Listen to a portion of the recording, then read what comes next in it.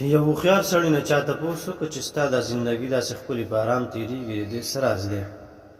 نو هغه ورته په جواب کې وایي چې یاره زه کله په دې خبره پوه شوم چې زما مقرر رزق څوک نشي خوړلی، نو په ارام باندې کېناستم، بس هغه بې ځایه منډې مې پرېښودلې. دویم چې په دې خبره پوه شوم چې یاره ما الله ویني، وایي حیا مې وکړه، د ګناهونو مې ځان ساته.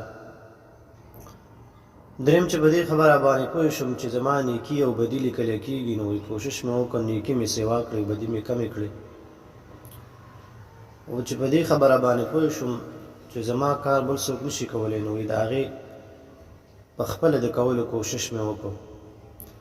او چې په دې خبره پوه شوم چې یو ځل به مرم، نو د مرګ تیاری مې شروع کړ، یعنې نیک عملونه مې شروع کړ. که په دې خبرو موږ او تاسو ټول عمل وکړو، انشاءالله زندګي به مې ښکلې او په ارام تېرېږي. السلام.